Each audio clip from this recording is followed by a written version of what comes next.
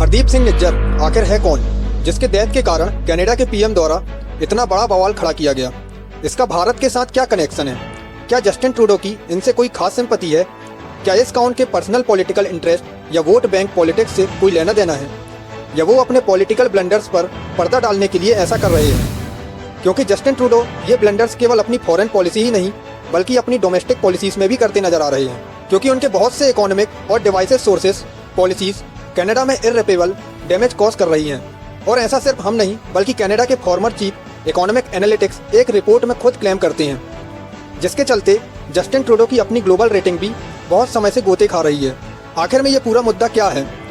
आज के इस वीडियो में इससे जुड़े हर पहलू पर नजर डालते हैं। दोस्तों, सबसे पहले शुरुआत करते हैं हरदीप सिंह निज्जर से। तो दोस्तों, हरदीप सिंह निज्जर का जन्म 1977 में भारत के पंजाब के जालंधर डिस्ट्रिक्ट में हुआ था।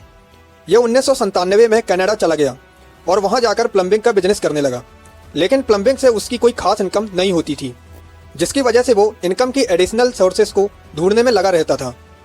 लेट 2000 में इसकी मुलाकात बब्बर खालसा इंटरनेशनल BKI नामक एक सिख सेपरेटिस्ट ग्रुप से हुई। यहाँ से उसने अपने लिए रेडिकल रूट चुना और एक्स खालिस्तान लीडर के रूप में काम करना शुरू कर दिया। बब्बर खालसा इंटरनेशनल को इंडिया द्वारा एक टेररिस्ट ऑर्गेनाइजेशन डिक्लेयर किया गया है। भारत के मुताबिक इस टेररिस्ट ऑर्गेनाइजेशन को पाकिस्तान की स्पाई एजेंसी ISI के द्वारा ऑपरेट किया जाता है। 2011 में इसने खालिस्तान टाइगर फोर्स को बब्बर खालसा इंटरनेशनल के एक ऑफशूट के रूप में स्टैब्लिश किया और उसमें वो यूथ को टेरर एक्टिविटीज़ के लिए ट्रेंड करने लगा, साथ ही आर्म्स के लिए फंडिंग भी रेज करने लगा। यहीं से इसकी वेल्थ बहुत तेजी से एक्सपेंड होने लगी। ये गुरुपत बिन पन्नू द्वारा हेडेड एक और band Khalistani group Sikh for justice के साथ भी ताल्लुक रखता था। इसी बीच इसको वैनकुअल के सरे गुरुद्वारा के हेड के रूप में नियुक्त किया गया। इस साल 18 जून की शाम को इस गुरुद्वारा के सामने निज्जर को 2 मास गनमैन ने मल्टीपल गन शॉट से छल्ली कर दिया और वहीं ट्रक के अंदर उसकी डेथ हो गई। फॉर्मर पंजाब CM अमरिंदर सिंह का कहना है कि निज्जर के मर्डर में गुरुद्वारा के मैनेजमेंट के साथ उसकी कोई फैक्शनल फ्लोट का हाथ हो सकता है। खैर, आपको बता दें कि निज्जर भारत में काफ़ी टाइम से वांटेड टेररिस्ट की लिस्ट में शामिल था। पंजाब में होने वाले टारगेटेड किलिंग्स, कम्युनिटी टेंशंस और अलगाववादी एक्टिविटीज़ में अक्सर इसका नाम पाया जाता था। 2016 में इंटरपोल द्वारा यह रिवील किया गया था कि निज्जर 2007 में पंजाब के एक सिनेमा के बॉम्बिंग का की कॉन्स्पिरेटर था। ये भारत की नेशनल इन्वेस्टिगेशन एजेंसीज की मोस्ट वांटेड लिस्ट में भी शुमार था। फरवरी 2018 पंजाब के CM अमरिंदर सिंह ने कनाडा के PM जस्टिन ट्रूडो को उनकी 2018 की स्टेट विजिट के दौरान 9 वांटेड लोगों की लिस्ट सौंपी थी, जिसमें एक नाम निज्जर का भी था। SFJ और बाकी सिमिलर आउटपोस्ट के साथ मिलकर ये पंजाब रेफरेंडम 2020 फॉर खालिस्तान नामक एक कॉन्क्रीट कैंपेन शुरू करने में भी दोषी पाया गया। जुलाई 2020 में इंडियन होम मिनिस्ट्री ने अनलॉफुल एक्टिविटीज प्रिवेंशन एक्ट के तहत निज्जर को इंडिविजुअल टेररिस्ट डिक्लेयर किया था। इंडियन गवर्नमेंट के मुताबिक निज्जर पंजाब में टेंशन क्रिएट करने के लिए सोशल मीडिया के जरिए लगातार अपनी हेट स्पीचेस फैला रहा था। इसीलिए 2022 में NIA द्वारा उसकी इन्फॉर्मेशन के लिए 10 लाख रुपए के प्राइज मनी को डिक्लेयर किया गया। भारत ने कनाडा की सरकार से कई बार ऐसे खालिस्तानी टेररिस्ट के खिलाफ एक्शन लेने के लिए रिक्वेस्ट करी, लेकिन कैनेडियन गवर्नमेंट ने इस रिक्वेस्ट को कोई तवज्जो नहीं दी, जिसके कारण आज दोनों देशों के रिलेशंस काफ़ी नाजुक स्टेज पर पहुंच चुके हैं। G20 की रिसेंट समिट में भी इंडियन PM नरेंद्र मोदी ने कैनेडियन PM जस्टिन ट्रूडो के साथ इस कंसर्न को रेज किया। खालिस्तानीज कनाडा में जिस तरह इंडियन डिप्लोमेटिक्स के खिलाफ प्रदर्शन कर रहे हैं, डिप्लोमेटिक्स प्रिवेंशन को डैमेज कर रहे हैं, कनाडा में रह रहे इंडियन कम्युनिटी और उनके वर्शिप साइट को थ्रेटन कर रहे हैं और खालिस्तानी अलगाववाद भड़का रहे हैं। PM मोदी ने उनसे सभी मुद्दों पर बातचीत करने की कोशिश करी, लेकिन ट्रूडो ने उनके अगेंस्ट एक्शन लेने का आश्वासन देने के बजाय उल्टा उनको फ्रीडम ऑफ स्पीच के नाम पर उनको डिफेंड किया। G20 में कनाडा के पास इंडिया के साथ अपने रिलेशंस इंप्रूव करने की काफ़ी बेहतर अपॉर्चुनिटी थी, लेकिन ट्रूडो के पुअर स्टेटमेंट से ये साफ प्रतीत हो रहा था कि वो शायद ऐसा नहीं चाहते थे। और इसकी अगली वार्निंग साइन समिट से कुछ दिन पहले ही नजर आ रहे थे, जब कनाडा ने इंडिया के साथ फेड रिलेशन को पॉज कर दिया था। फिर सिंगापुर में एक प्रेस कॉन्फ्रेंस में ट्रूडो ने कहा था कि वो G20 समिट में इंडिया के साथ फॉरेन इंटरफेरेंस पर बात करेंगे। यहाँ से चीज़ें और बिगड़ती चली गईं। PM ट्रूडो को इस समिट में इंडिया के साथ एक फुल प्लेड बायलैटरल मीटिंग नहीं मिली। इसके अलावा उन्होंने G20 का ग्रैंड डिनर अटेंड नहीं किया, बायोफ्यूल्स अलायंस के लॉन्च में भी मौजूद नहीं रहे। यहाँ तक कि जब ट्रूडो का प्लान एक टेक्निकल प्रॉब्लम के चलते टेक ऑफ नहीं कर सका, तो भारत द्वारा ऑफर्ड असिस्टेंस लेने के बजाय उन्होंने 2 दिन भारत में ही वेट किया। आपको बता दें कि कनाडा में रह रहे खालिस्तानी सपोर्टर्स काफ़ी समय से भारत के खिलाफ टेररिस्ट और वायलेंट एक्ट को अंजाम देते आ रहे हैं और इनको कैनेडियन गवर्नमेंट का स्ट्रॉन्ग सपोर्ट मिलता आ रहा है। एक समय पर जो कनाडा अपने प्रोटीन, सीजर और मेपल सिरप जैसे चीज़ों के लिए मशहूर हुआ करता था, उसी लिस्ट में आज खालिस्तानी टेरर भी शामिल हो गया है। ये कहना गलत नहीं होगा कि कनाडा कुछ समय से खालिस्तानियों का एक गढ़ बन गया है। आज जस्टिन ट्रूडो खालिस्तानीज को डिफेंड करते हैं, वो कहीं ना कहीं अपने फादर की लेगेसी को फॉलो करते हुए नजर आते हैं। जस्टिन ट्रूडो के फादर पियरे ट्रूडो 1968 से 1979 और 1980 से 1984 तक कनाडा के पीएम रह चुके थे।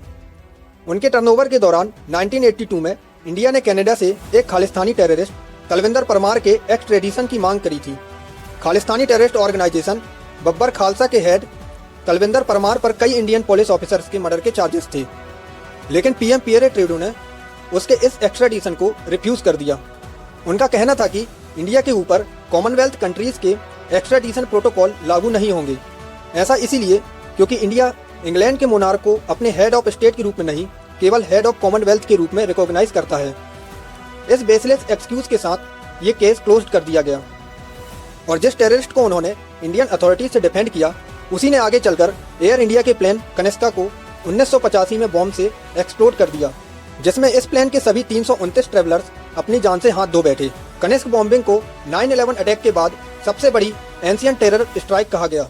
एविडेंस बताते हैं कि जब तलविंदर परमार इस बॉम्बिंग की तैयारी कर रहा था तो कैनेडियन ऑफिशियल्स, पुलिस और स्पाई एजेंसीज इससे पूरी तरह बेखबर थे। परमार ने 1984 में अपने फॉलोअर्स के आगे Indian plains will fall from sky जैसे स्टेटमेंट कहे थे। जब परमार 1992 में पाकिस्तान से पंजाब गया तो वो पुलिस के हाथों मारा गया। और दोस्तों, कहीं ना कहीं आज जस्टिन ट्रूडो भी खालिस्तानियों का सपोर्ट करके अपने फादर की ही इन गलतियों को रिपीट करते नजर आ रहे हैं, क्योंकि जैसा कि हमारे फॉरेन मिनिस्टर पहले ही कह चुके हैं कि टेररिज्म कभी भी अच्छा या बुरा नहीं होता, आतंकवाद आतंकवाद होता है। ये पूरा मुद्दा खालिस्तान नामक देश के डिमांड से जुड़ा है। दिसंबर 1929 में इंडियन नेशनल कांग्रेस के लाहौर सेशन में इस डिमांड को पहली बार रेज किया गया। शिरोमणि अकाली दल के मास्टर तारा सिंह ने नॉर्थ वेस्ट इंडिया में सिख के लिए एक अलग देश बनाना चाहते थे। 1940 में खालिस्तान नाम का पहली बार जिक्र किया गया, जब मुस्लिम लीग की तरह सिख लीडर डॉक्टर वीर सिंह भाटी सिखों के लिए सिमिलर डिमांड रखी। खालिस्तान को इंडिया और पाकिस्तान के बीच एक बफर स्टेट के रूप में इमेजिन किया जा रहा था।